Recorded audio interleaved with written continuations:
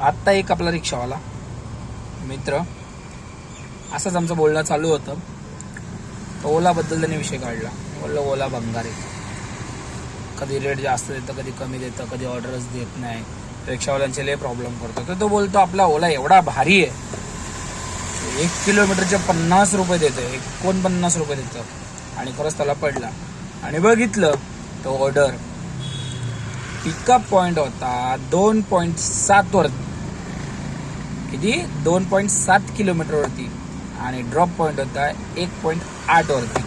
आता त्या शाण्याला हे कळलं की बाबा 1.8 किलोमीटरचे 49 रुपये दिले. बघितलं ओला किती भारी आहे. म्हणलं शाण्या गांडो छाटू, ते नीट बघ, पिकअपसाठी किती जायचं, 2.7 किलोमीटर जायचंय हा, आणि 1.8ला तुला सोडायचंय.